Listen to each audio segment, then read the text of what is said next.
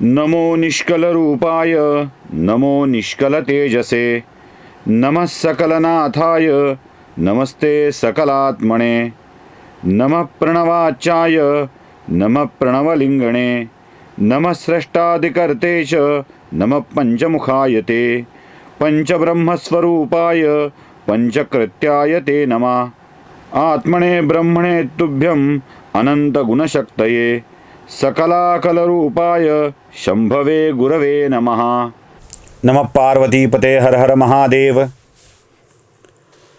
शिवपुराणाच्या आता काही शेवटच्या भागाकडे आपण निघालेलो आहोत आणि या शेवटच्या भागामध्ये काही महत्त्वाच्या गोष्टी सांगितलेल्या आहेत. एक, पतिव्रता स्त्री काय असते, म्हणजे पत्नीने पतीसोबत कसं वागावं, त्यासोबत पतीने पत्नीसोबत कसं वागावं हे पण सांगितलं. शास्त्रात पतिव्रता हा जितका शब्द महत्त्वाचा आहे ना, तितकाच पत्नीव्रता हा शब्द सुद्धा खूप महत्त्वाचा आहे. म्हणजे होतं काय माहीत आहे की पत्नीव्रता हा शब्दाकडे दुर्लक्ष केलं जातं. पतिव्रता हा एकच शब्द बघितला जातो. पत्नीशी कशा स्वरूपाचं वर्तन असावं पतीचं हे पण फार महत्त्वाचं आहे.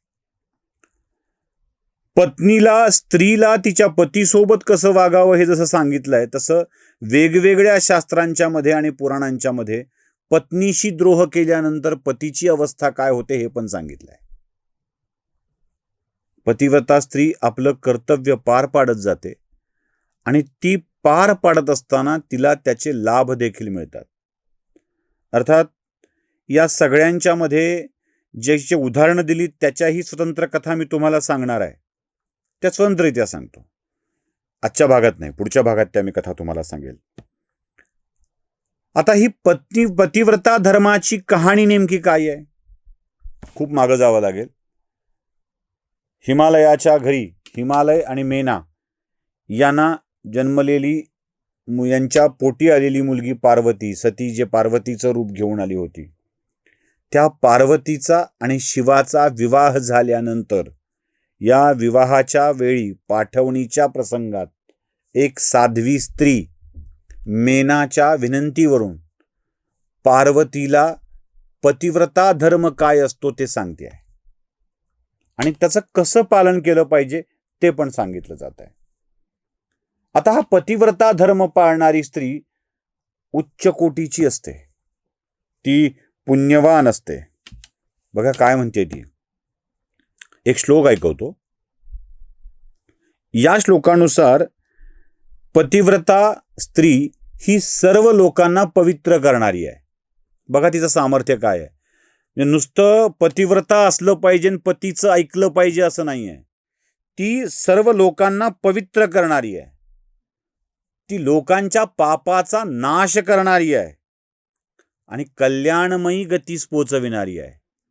स्त्रीचं पतिव्रता असणं हे पापनाशक आहे, पवित्र करणे आहे आणि कल्याणमयी गतीस पोचवणार आहे.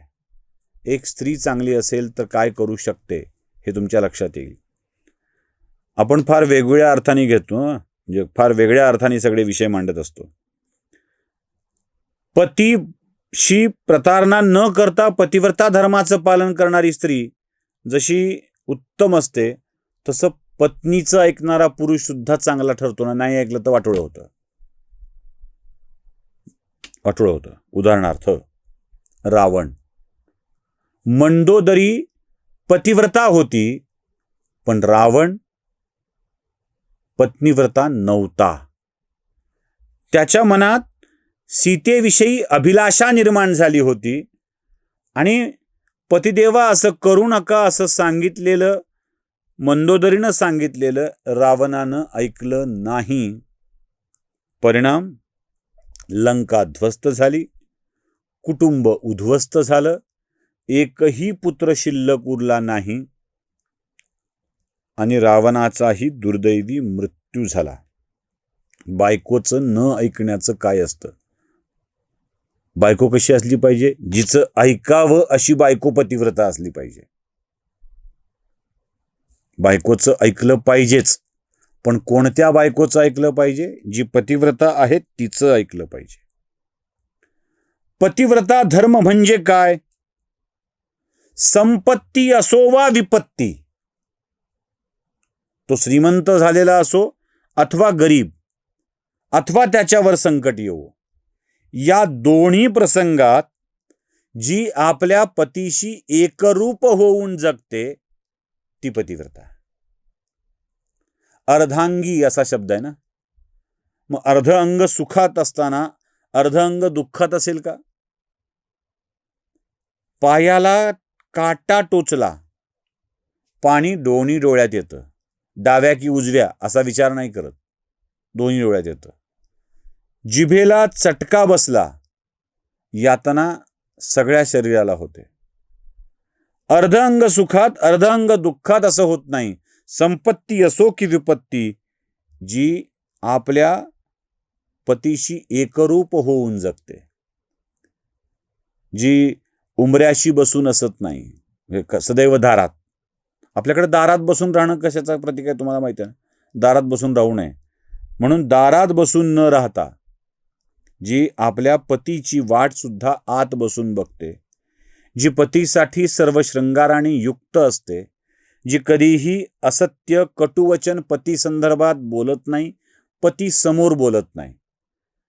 शिवपुराणात एक छान वाक्य आहे, स्त्रीने पतीसोबत दृष्टतापूर्ण शब्दांनी संभाषण करू नये. म्हणजे बघा, भांडायचंच नाही की काय, वाईट बोलायचंच नाही की काय, करू नये असा शब्द उच्चारताना शिवपुराणात सुद्धा एका गोष्टीचा फार विशेष उल्लेख आहे. मैथुन काळा व्यतिरिक्त दृष्टतापूर्ण शब्दांनी बोलू नये असं म्हटलंय. म्हणजे स्त्री पुरुष एकांतात असतील, ते एकमेकांच्या सुखात रममान असतील, तेव्हा स्त्री पुरुषाला दृष्टतापूर्ण शब्दांनी बोलू शकते असा त्याचा अर्थ आहे. काय म्हटले? मैथुन काळा व्यतिरिक्त दृष्टतापूर्ण शब्दांनी बोलू नये.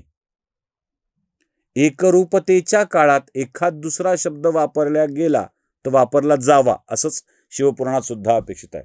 किती हो, रोमांसची सुद्धा काळजी घेतली आहे शिवपुराणाने, तुमच्या रोमांसची सुद्धा काळजी घेतली आहे. तो दृष्टतापूर्ण, त्याशिवाय बोलणे नको असं शिवपुराण सांगतं. आणि पतिव्रता असल्याचं महत्व काय बघा. म्हणजे हे मेनानी सांगितल्यावर एक साध्वी पार्वतीला सांगते बरं का, पतिव्रता स्त्रीचं महत्व काय बघा. ज्या घरात पतिव्रता स्त्री असेल ना, त्याच घरातला व्यक्ती गृहस्थ असतो. बाकीच्याला गृहस्थ म्हणू नये. पतिव्रता स्त्री, पतीशी एकरूप होणारी स्त्री जिथे नाही, तिथे त्या परिवारातला पुरुष गृहस्थ असत नाही, त्याला गृहस्थ समजू नये. भार्या पुरुषाला अनुकूल असेल तरच विजय मिळतो. बायको जर पुरुषाला अनुकूल असेल तर पुरुषाला विजय मिळतो. बायको प्रतिकूल असेल तर विजय नाही मिळू शकत, त्याला यशस्वी नाही होता येत. भार्या अनुकूल असेल तरच विजय मिळू शकतो. आणि एक महत्वाचा विषय इथे आहे, नारी आणि गंगा यात फरक असत नाही. पतिव्रता नारी आणि गंगा यात फरक असत नाही.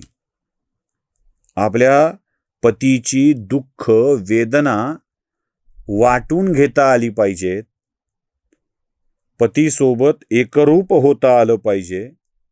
प्रसंग कोणताही असो त्यात तिला एकरूप होता आलं पाहिजे.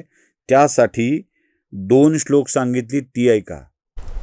धन्या पतिव्रता नारी नान्याम पूज्या विशेषतः, पावनी सर्वलोकानां सर्वपापोधनाशिनी.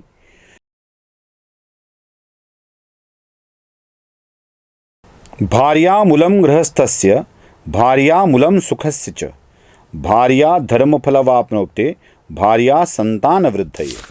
पहिलं म्हणजे नारी आणि गंगा यात फरक नाही आहे, अजिबात फरक नाही आहे. तुम्हाला कळतंय आता काय शिवपुराण सांगतंय ते? पतिव्रता असणे हा जो शब्द आहे तो पत्नीव्रता असण्यासाठी सुद्धा खूप महत्वाचा आहे. नुसतं स्त्रियांना बंधनं घालून दिली तसं नाही, तर स्त्रियांशी पुरुषांनी कसं वागायला हवं त्या सुद्धा गोष्टी, बंधनं आपल्या शास्त्रांनी, श्रुतीस्मृती, वेदांनी घालून दिलेली आहेत. स्त्रीला सुखी ठेवण्यासाठी काय केलं पाहिजे, कसं असलं पाहिजे हे सुद्धा सांगितलंय. आणि ती साध्वी स्त्री पार्वतीला सांगतेय, देवी पार्वती, सावित्री, लोपामुद्रा, अरुंधती, शांडिली, शतरूपा, अनुसूया, लक्ष्मी, स्वधा, संज्ञा, सुमती, मेना, स्वाहा या आणि अशा कितीतरी स्त्रिया आहेत ज्यांना आपण पतिव्रता स्त्रिया असं म्हणू शकतो. पतिः श्रुतिर्नारी सास स्वयं तपः फलम पतिः सत्क्रिया सा धन्यो तो दंपती शिवे. यातल्या काही स्त्रियांची कहाणी जाणून घ्यायलाच पाहिजे. आणि पत्नीव्रता असणं म्हणजे काय जे शास्त्रात सांगितलंय तेही जाणून घ्यायला पाहिजे. दोन्ही गोष्टी जाणून घेऊया पुढच्या भागात. नमस्कार.